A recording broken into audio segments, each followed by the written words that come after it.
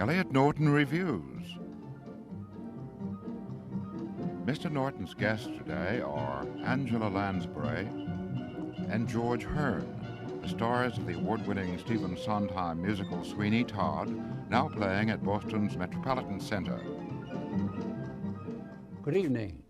Angela Lansbury and George Hearn are the stars of Sweeney Todd, a most remarkable Broadway show which is brilliantly written with extraordinary music and lyrics by Stephen Sondheim and beautifully performed at the Metropolitan Center by a great cast, with George Hearn as Sweeney Todd, the demon Barber of Fleet Street, and Angela Lansbury as Mrs. Lovett, who takes him in and bakes his pies.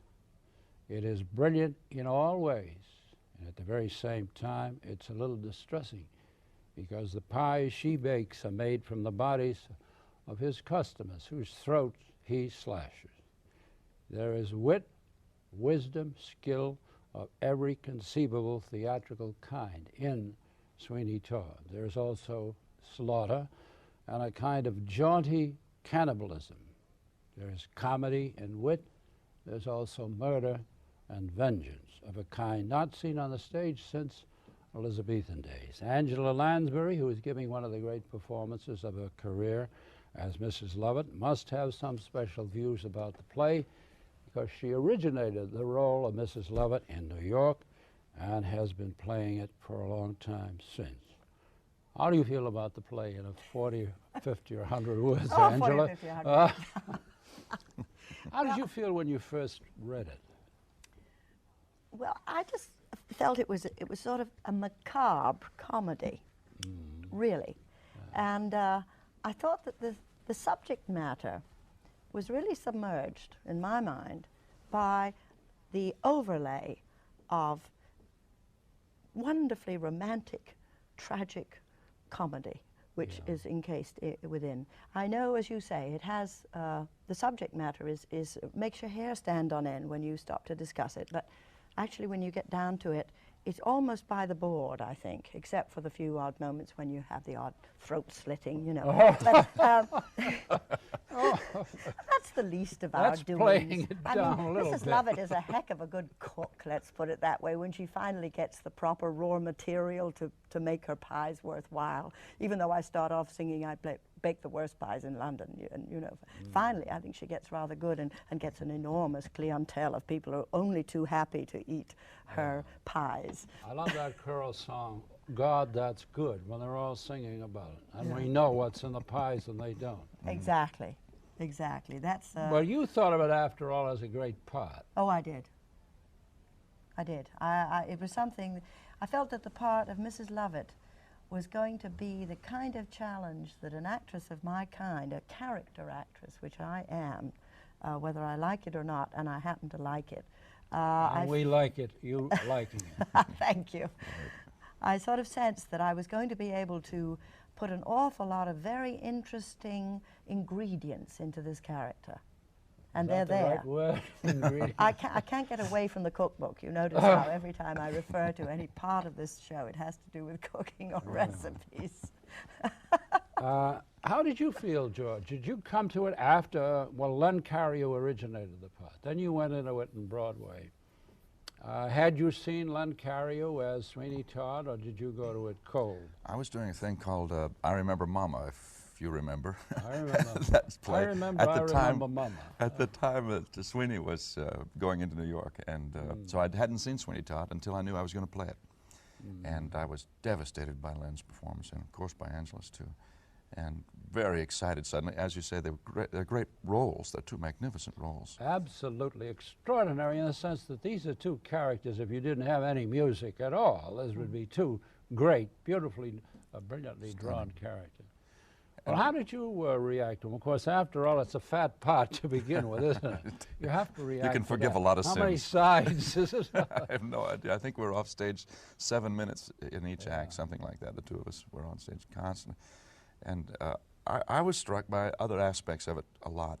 I told you earlier, I have very low tolerance for violence in, say, in films and things. But doing a part, you get inside the feelings of the character that he's exploring. You know how technically the things work. And I found that the revenge story, the Count of Monte Cristo aspect, was extremely important, and also the fact that I think it's a great love story, or a series of love stories like Russian dolls inside of each other. And that the murder, the exploration of psychotic behavior is the flip side when the man goes crazy. But it's driven by love and revenge. It certainly is an honest play, isn't it, in the sense that he pursues what he's after. Absolutely. Now, how about her, Angela? You make her out to be a very cheerful, kind of adult person. Mm-hmm. She's not really adult. She's not crazy, definitely. Is she? No, no. I think she's very canny. She's unscrupulous. She's a woman of the gutter. Yeah. She has to find her living the way as best she can.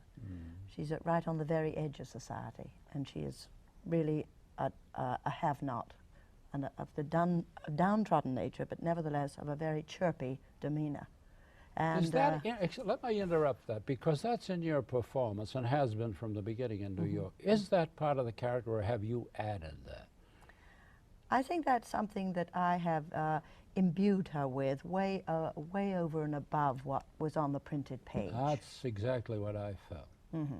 You know, in other words, she could be played pretty much. You play your man pretty straight. Mm-hmm. She could be played straight as a conniving woman. Yes, very much so. Yes, but I felt that if I played her like that, the whole evening would just be too dark an evening. That the necessity to lighten and to make more palatable her relationship with what she was doing, and certainly to be able to make honest her romantic inclinations toward Mr. Todd. Yeah. She had to be attractive enough for him to want to have her housekeep for him, which is the basis of their relationship. Obviously, they're sharing the same bed, I suppose, as well. But I mean, basically, she takes him on as her lodger, you see, and gives him quarters upstairs in the bake shop, and makes him welcome, because, as it turns out, she's always loved him, you see. She's always had her eye on him. She knew him before he ever got sent off to the penal colony, and so when he comes back, she doesn't recognize him at first because he's changed so much after all those years in Australia. So she's really thrilled and excited, and she says, "My God, it is you, Benjamin Barker," because she realized this is the man she always had her eye on. So of course she does everything possible to ingratiate herself with him. And the difference between George's performance, I think, and Len's, which is, we've discussed the two, was that I had a far more difficult time getting Len to look my way. And the difference now with George, which is marvelous, is that we play together much, much more, because his characterization allows him to give the time of day to Mrs. Lovett. And he is prepared to put up with her carryings on, and he doesn't put her down as swiftly. If you know what I mean. Stephen asked me that, and that to show as much vulnerability. Stephen Sondheim had said, don't just, if you can, try not to get monochromatic about it and have him just raging all the time. Try to show us the vulnerabilities, his capacity to love, and then when he flips out in the song called Epiphany, and then the very end of Act One, you've got somewhere to go. You know? To be furious from the beginning is one note, and it won't sustain it. Well, from the beginning, he is obsessed. Oh, yes. Is he not? When you walk on the stage, he yes. definitely is obsessed. Yes, indeed. This is a man carries that feeling of hatred toward humanity, isn't that it? That's that, but I think it's more that he has a specific complaint. He was treated badly by a judge and his sheriff, and he's come back to find his wife. Then he has a series of setbacks in which he finds out that his wife is dead, and the judge who sent him off has now adopted his child, his daughter, and then he's going to get revenge on two people. He's going to kill two people. He gets the judge in the chair. He gets interrupted as a friend walks in, and the judge escapes, and then he flips out, as we say now, into saying, now I'm going to kill everything that moves. So there's a progression through the play. But that's a potential as you come on stage. Oh, sure. There's a hatred there that's extraordinarily deep right from the beginning, isn't there, as a result of what he's seen? I think so. And felt. Harold Prince, now this seems to me to be one of the most, well, with all Prince shows, I think his control of the stage, his manipulation of people is extraordinary. Did he accept your idea of making her kind of jolly Cockney? Yes, up to a certain point. He was always afraid I was going to go over the edge. In making her a clown? Making her, didn't want a caricature, which I certainly didn't either. Yeah. But it's a very fine line in a piece of material of this sort. Yeah. And I do at times resort to a lot of musical, English musical shtick. I do Yeah. it in Have a Little Priest. Yeah. Because I think this is the moment that one can take off, and I think in the musical theatre you have to pick your times to do certain things, and I picked that time to do it. And neither Hal or Steve took exception to that, nor did they object. As long as I kept it fairly well within certain confines. That would The be pretty temptation must be to kick it around. Oh yeah, have to be very careful. I could kick it around a lot more, but I don't want to. Or maybe I should, I don't know. Often I don't wonder. think so, no. I think you have to play it on the nose. You do with that Have a Little Priest. Now that to me is a disturbing song. On the one hand, this is the way the show affects me. The whole show is in that particular song there. It's a brilliant piece of music hall comedy, isn't it, the song? Absolutely. This is the point at which you decide. You decide for him how you're going to dispose of the bodies. And it's almost Gilbert and Sullivan. A lot of the lyrics, I think, are Gilbert and Sullivan. Nobody's ever, in America, has ever written with that freshness, that inventiveness, that fluency, as Sondheim does here. But you really keep going into it, don't you, into detail. We do, oh, yes, indeed. Including one corny joke of the kind Sondheim almost never makes, about the general. The general, yes. Yeah. That's not the Sondheim, the one I expect from Sondheim. But that's where you go into music hall. But there again, you see, when I'm repelled by the subject matter and what the two of you are plotting, I'm absolutely thunderstruck, and this is the second time I've seen it, at the skill of the lyrics and also the musical inventiveness. The music all the way through here is absolutely astonishing. Magnificent music. Yes. And you've got arias, you've got duets. It's in the tradition somewhat of Greek tragedy. I've thought that too. Every now and then I feel that people will reject that, but I also think there's a recognition at the end, and I think a cathartic effect at the end too. There's the classical requirements of Greek tragedy are there. Oh yes, I agree with you entirely. Plus there's also the size of the character, the size of his hatred. Yes. He's not just a puny little, what takes it out of melodrama, I think, is melodrama. You get somebody who's puny or small or not a real character. This particular character is a giant in hatred. Yes. That's where I think you get the tragic concept. And the choruses, as you were suggesting too. The use of the ensemble is so knit into the structure of the piece. That's another thing that's incredible, isn't it? And some of those things, like the one when the old beggar lady sings City on Fire. Now that, to me, that's not musical comedy. That is pure tragedy. That's almost Greek tragedy. And it's a brilliant song, isn't it? It's true. What is this? Plume of smoke goes over the... Cats. And there's a horrible, well, we don't need to go into that. Yes. But that cry, City on Fire, is extraordinary. Yes. That's pure, brilliant, tragic It is, isn't theatre. it? Of course, it goes back It's to the using Greek. a very old theatre form, which is the Greek form, of course. As you say, the Greek tragedy. Yeah. And, there's so many The letter kind of writing, I think the touches letters, that quintet that sings the letter Yeah. that Sweeney is writing, I think is so elegant piece of music. Yes. There's another point where I have mixed feelings. You know, one feeling is I've never seen anything like this before or heard it. The other is I want to run for the door. That's Johanna.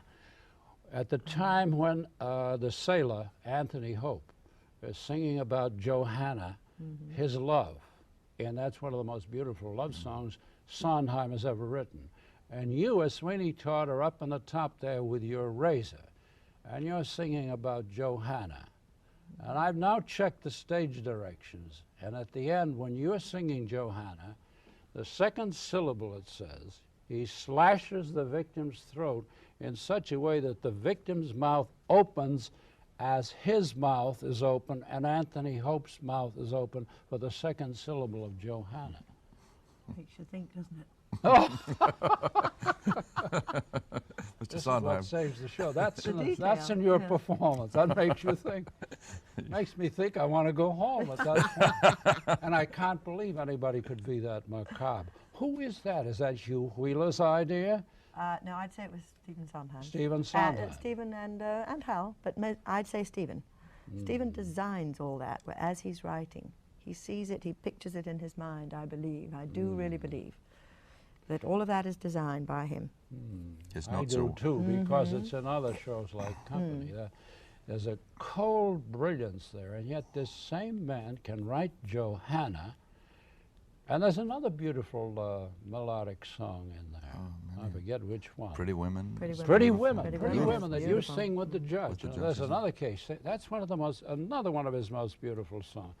He hasn't written a lot of beautiful songs. He's written a great many brilliant songs. He always truncates the lyricism just to keep the pressure in. I think he almost lets you have a beautiful line and crushes it down. Yeah. That Send keeps in the tension. Clowns is one of the few Yes. that's pure music, and he almost became sentimental in that one. Yes. He's rueful.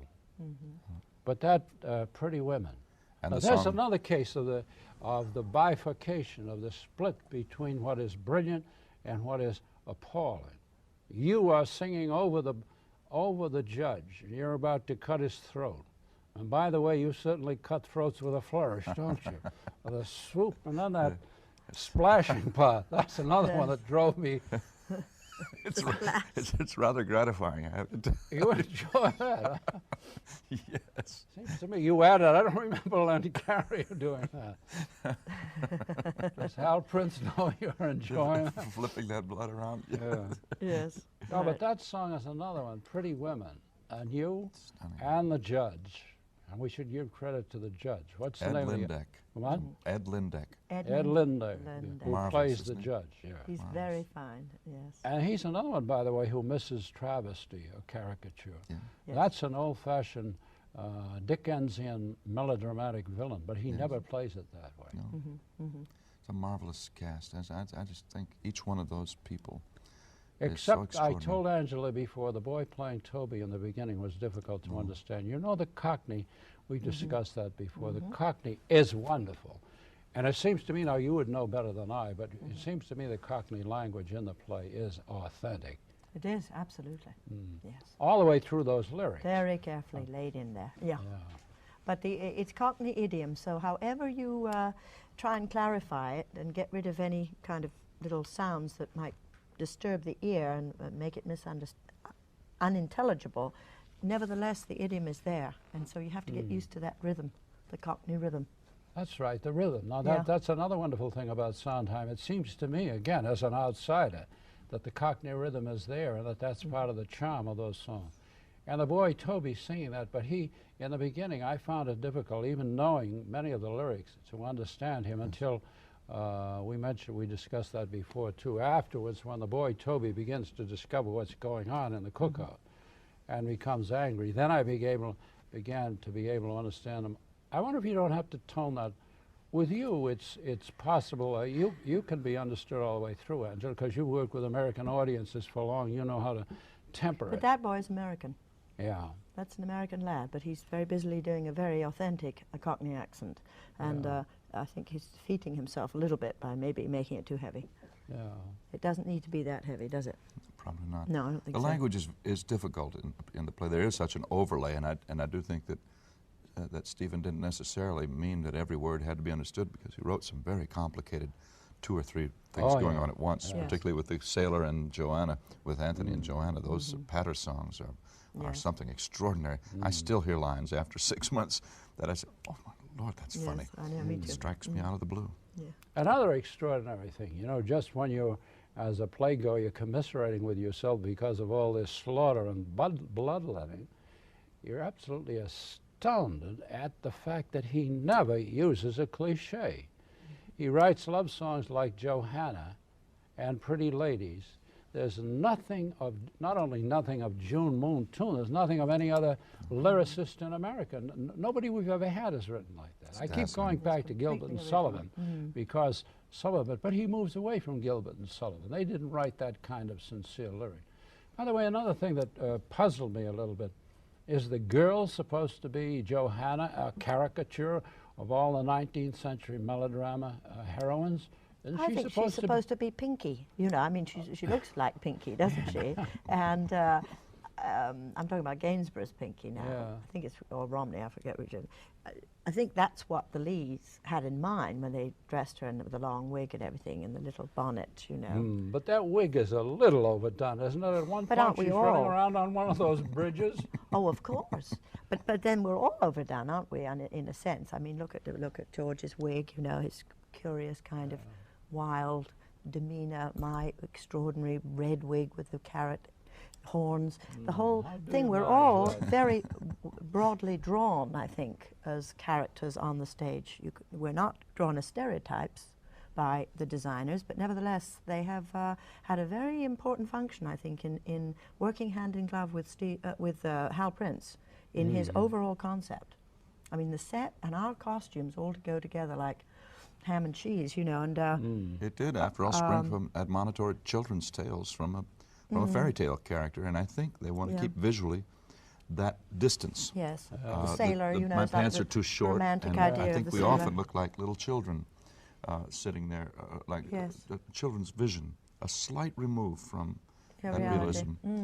But the distance has to be absolutely right, and we can't, as you say, go too far into the melodrama or the Yeah, but that's one of the things, again, to me, I'm going to use the word extraordinary once more, that's all. One of the extraordinary things is that while you people are on the verge of caricature in performance and in costume, and that wonderful hairdo you have, it never goes over the brink. It's always essentially truthful.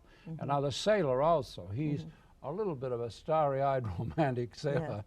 He's just on the verge of being a goop out of one of the comic strips, like but he isn't innocent, quite. Isn't he? Well, he's the innocent. That's right. But he's also got enough truth about it. Your theater's falling apart here. Here we Oh, go. Wait a second. I suspect him, or you've got a razor with you still. You bring those knives I'd again? never go anywhere without them. But the girl seemed to me to be in the way she was singing. Now, I don't mean to criticize the girl, because everybody in that cast is exciting. But they can be off for one performance. And I had the feeling that the wig was a little too much. Suddenly you begin to wonder what everybody is up to. Are you doing here a musical tragedy? I know you don't like that word on the air. But are you doing a play, a serious play, or are you doing something that is going to be a comic cartoon strip? You avoid it in performance. He avoids it in performance all the way through. Don't you have to be careful about every single one of those aspects in a play like this that's done in such tremendous detail? Indeed you do. But you said something just a few moments ago, which I think is in essence what we're getting at, which is we can be all of these things. We can be on the edge of caricature, but as long as we play it true and absolutely honestly, you're going to believe us at that moment. We are not going to rock the credibility boat, in other words. The minute we go over into that area of caricature, that bothers you because you want to become involved with these people, even though you don't care for what they're doing. Nevertheless, you want to, as they say, empathize. You'll relate to them. I think it's a matter of degree. Betsy Jocelyn, I don't believe for a moment, intended to take it into a realm where you questioned her honesty and of her characterization.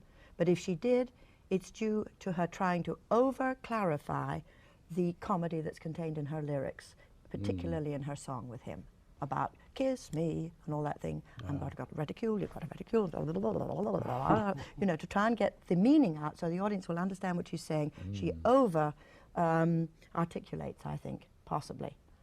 And then the wig, and that's not a, I'm not criticizing again, I'm not criticizing, I'm saying it's a problem we all have with these fast songs. And of course, she has to work. At one point, she's singing with him, with Anthony Hope, the sailor. Yes. Up on one of those extraordinary, that makes it, I've done extraordinary again. Extraordinary bridges that are moving. She's way up and in an enormous theater, so you do have to push hard, Yeah, don't you? yeah. Could you find the size of the house, I mean the ambience of the house right away in the beginning? No. It bogged me for a couple of days, personally. Yeah. I found it towards the end of the week, and then I was at home and happy as a lark, and totally at home in the size. It's going to work in that It's going to theater. work like gangbusters. It's a superb theater because it has a shell feeling, and it encompasses the stage, and one has no sense of going off into a nowhere, which you do with some very large theaters. I hadn't thought about that. There are no. boundaries within this Yeah. theater, even though it is vast. It is a theater and not just a big Oh, it's a hall. theater. Sorry. It's a theater, and I believe the audience are very comfortable in it. Yeah. How did you feel when you come on? You have to come on pretty strong, too, in that very first appearance, don't you? Yes, indeed. Here, Yeah, on I opening mean, in night here that was very- particular theater, because we're concerned about the Metropolitan Center, you know, whether it's going to work with that new huge stage. Oh, it's going to work magnificently, extraordinarily. It's going to work. You can use it. I I'm thought through with I it. thought I'm I'd through with use it, but I'm you going to keep score here. Well, it's terrific. Well, when I first come on, I think for quite a while in the play, we can't really see that much. I couldn't see, although when we'd gone in before, I could see the size of it. But once I got out there, I went into a sort of, I couldn't tell how, I forgot how deep it was when it was dark. And it was only as we got more comfortable in the play that, fortunately, that it got a little lighter, and I began to see all those people. And by that see time, the I was exit fairly lights. comfortable. Yes, the exit lights, which are, it's very high this way, which is nice because it makes us do, I have a tendency to look down, made me look up a lot. The acoustics are very good. The balance for us on stage was very good, so it feels intimate. I had the feeling right from the beginning. Now, I think the acoustical machinery was pitched a little high. It seemed to me to be brilliant in the sense that it was a little bit too high. I know what you mean. But I did have the feeling that you were working to the whole house and that it was the whole house that you were able to find right away. I was astonished at that. Oh, good. You found it, and then I thought you found it right away. You've never worked in a house this big. Not this big, but we'd come from Washington, you see, from Kennedy. Yeah, but and that's also only from the Uris. 2,200, 2,800 seats, Oh, the yeah. concert. This is 4,200 seats. Yeah. Yeah. That's the biggest it really is. Yeah. But it feels smaller. It feels, it's unlike the Uris even, you know, which is Yeah, smaller but good. feels bigger. Okay, well, we've settled some of our differences. You've got an extraordinary show.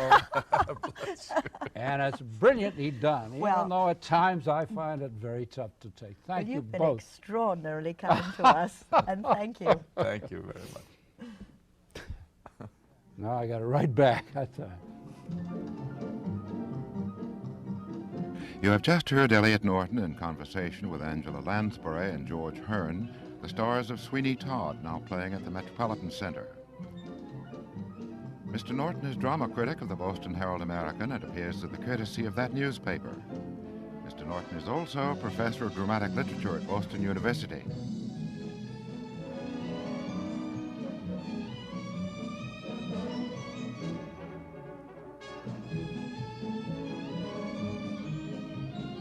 Elliot Norton Reviews is recorded in the studios of WGBH Boston.